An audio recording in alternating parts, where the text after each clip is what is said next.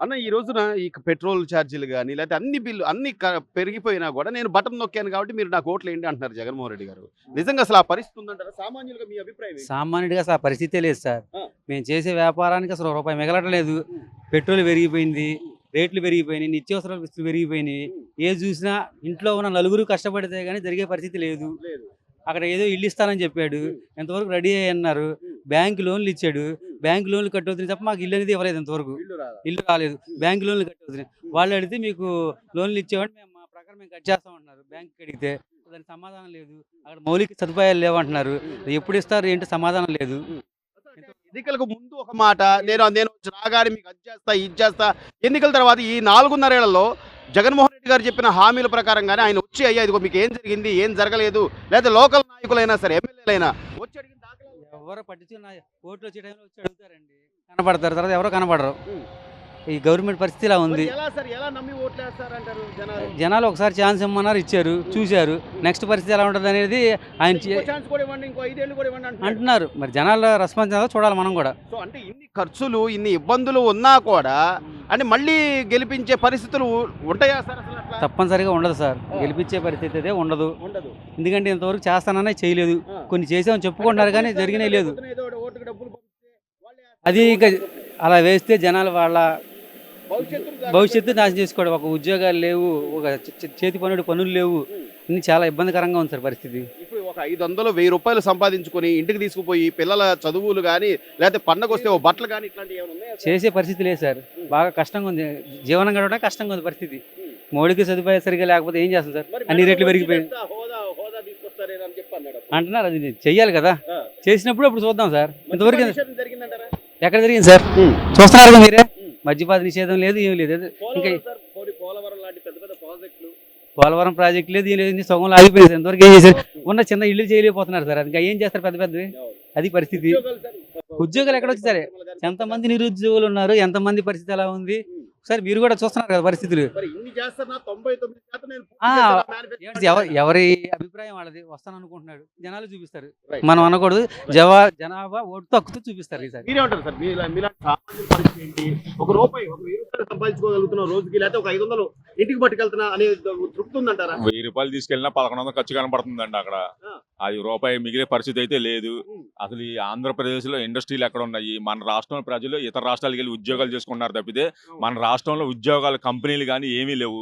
అవి ఉంటే ఇతర రాష్ట్రాల నుంచి మన రాష్ట్రానికి వచ్చే ఆదాయం పెరిగిద్ది కానీ అవును. ఆదాయం ఎక్కడుంది? అసలు గవర్నమెంట్కి ఆదాయం ఏముంది? ఏమీ లేదు కదా. పక్కకు పోతుంటే. మన రాష్ట్ర ప్రజలే పక్క రాష్ట్ర ప్రజలకి పక్క రాష్ట్రాలకు వెళ్ళిపోతున్నారు. అవును. అప్పుడు మనకు ఉన్న వ్యాపారాలు తగ్గిపోతున్నాయి కానీ పెరిగేది ఏం లేదు కదండి. మరి ఇంత తెలిసి కూడా ఇంకో ఛాన్స్ ఇవ్వండి నాకు.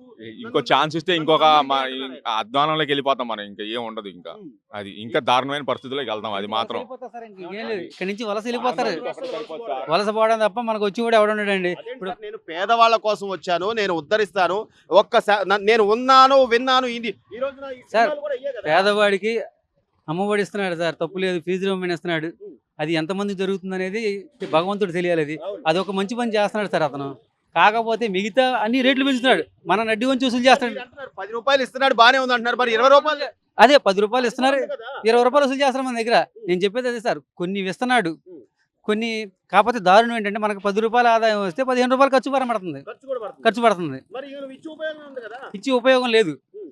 అదేంటంటే మరి ఆయన ఆలోచించుకోవాలి ఏం చేయాలి ఏంటి అనేది. నెక్స్ట్ మన ఓటు హక్కుతో దానికి సమాధానం చెప్పడమే సార్. రైట్. మీరేమంటారు? నిర్మాణ రంగం కానీ లేకపోతే వ్యాపారస్తుల పరిస్థితులు కానీ ఇంత అధ్వానంగా ఉన్నా కూడా మనం నమ్మి ఎన్నుకున్న నాయకులు, లోకల్ నాయకులు ఉంటారు. పోనీ ప్రతిదానికి సీఎంనే మనం నిందించద్దు.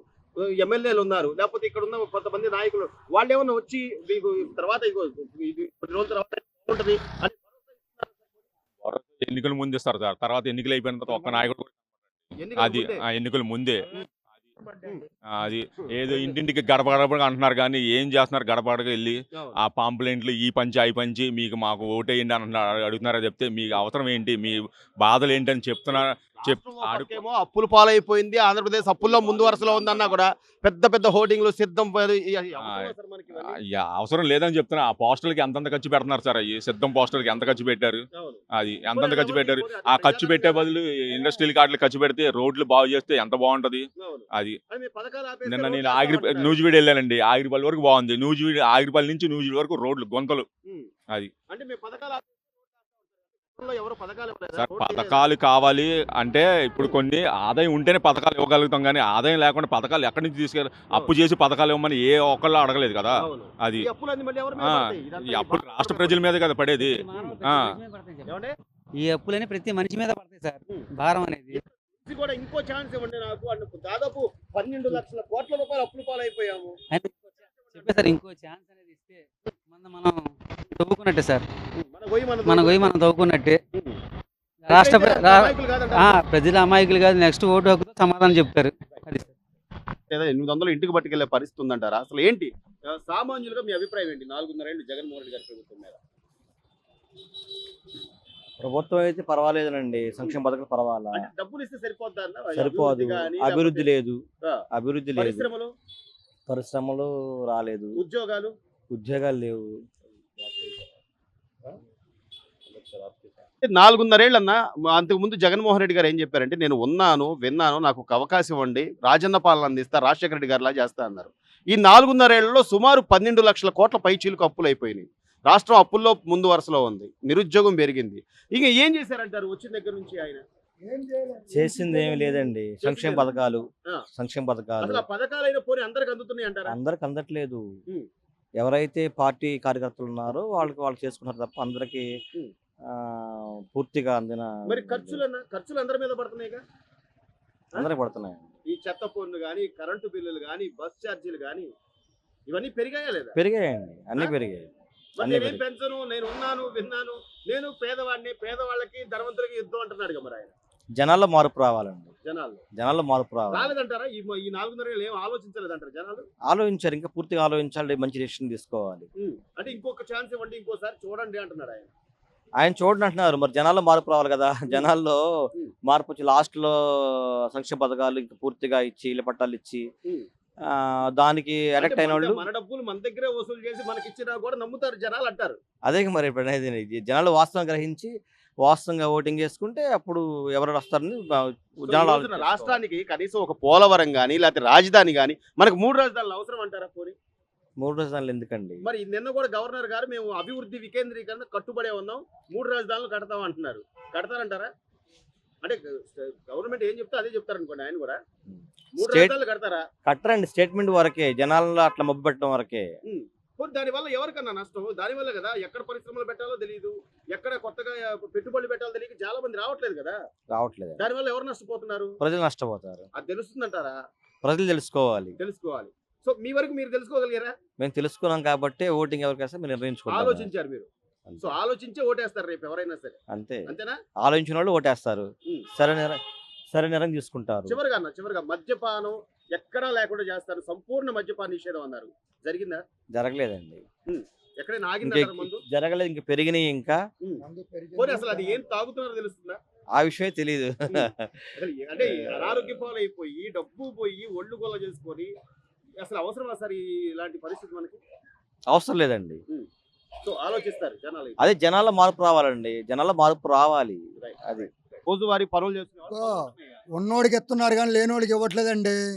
లేనోళ్ళు బాధలు పడుతున్నారు, ఆ రోడ్డు మీద పడుతున్నారు అంతే. మరి డబ్బులు ఇస్తున్నాను అంటున్నాడు. డబ్బులు ఎవడికి ఎత్తున్నాడు? ఎవడికి ఎత్తున్నాడు? ఎవడికి చూపిస్తున్నాడు డబ్బులు? ఎవడి రకం ఎవడికి? స్థలాలు స్థలాలు లేవు, బస్సు లేవు. స్థలాలు చూపించాడు, ఎక్కడ పెట్టాడు, మనిషికో 30,000 నెలకొని కూర్చున్నాడు. స్థలాలు కూడా లేవు, ఇల్లు కూడా లేవు. అప్పుడు ఇంకోసారి నన్ను నమ్మండి, ఇంకొక 5 ఏళ్ళు ఏం నమ్ముతామని అని నమ్మి అలసిపోయిన వాళ్ళ నాన్న ఉన్నంత సేపు వాళ్ళ నాన్న అభిమానంతో చేసాం, వాడు మొత్తం ముంచేసాడు. ఈసారి కూడా చేసాం అనుకో, దేశాన్ని అమ్మేస్తాడు. కాదన్నా, ఈ రోజు కనీసం సంపూర్ణ మద్యపాన నిషేధం చేస్తా కాదు, మద్యం అనేది లేకుండా చేస్తా అన్నాడు. మధ్యదం కాదు, ఇగో కాలు అవుటోడికి పింఛను లేనోడికి ఇవ్వట్లేదు, ఉన్నోడికి ఎత్తున్నాడు, ఉన్నోడికి పెడుతున్నాడు, లేనోడికి పెట్టట్లే. వచ్చి సేవ చేస్తున్నారు. ఏం సేవ చేసేది? ఆ వారింటోళ్ళు వాళ్ళకి మతి లేదు. అది మరి ఎట్లా? ఎవరికి? మరి మరి అట్టే మద్యం బతకాలంటే మనం చేసాము. ఈసారి ఇలాంటోడికి ఎలా వేస్తాడు ఓటు? వేయరు, ఇంకోసారి ఏంటి నాకు అసలు అంటున్నాడు. బొంగేస్తారు, ఎవడేడు. ఈసారి వచ్చిండనుకో మొత్తం పోతున్నాడు. అది ఇప్పుడు నా కుటుంబంలో గొడవలు పెట్టారు, మా అమ్మని మా చెల్లిని నా నుంచి దూరం ఇప్పుడు చేశారు. మాకు మీ పని చేసే వాళ్ళం, మాకు ఇసుక నడితేనే పని జరిగిద్ది. అవును. ఇసుక కూడా ఆపేసాడు, బయట అమ్ముకుంటున్నాడు. చంద్రబాబు ఉన్నప్పుడు అప్పుడు బాగానే ఉంది, అప్పుడు బానే ఉందా? బాగానే ఉంది, అన్ని బాగానే మరి చేశాడు. ఇప్పుడు దోచుకుంటున్నాడు చంద్రబాబు అన్నాడుగా మరి ఎవరు? ఈయన జగన్మోహన్ రెడ్డి గారు. ఈయన దోసుకోవడం కాదు, ఈడే దోసుకుంటున్నాడు అందరూ. అది ఇప్పుడు ఇసుక ఎంత ఉంటుంది అన్న అసలు? ఇసుక ఎంత ఉందో ఆడికి ఫోన్ చేసి అడుగు, మనకి చెప్పలేం కదా. వాడికి ఫోన్ చేశాడు అక్కడ. ఆడికి ఫోన్ చేసి పోనీ అడుగుతుంది. పని దొరుకుతుందా రోజు ఎవరు పని లేకనే రోడ్ల మీద పడి కూర్చుండేది. పని ఉంటే ఎందుకు ఉంటుంది? అవి ఇసుకుంటే మాకు పని ఉంటుంది. పని లేకనే రోడ్ల మీద కూర్చుండేది.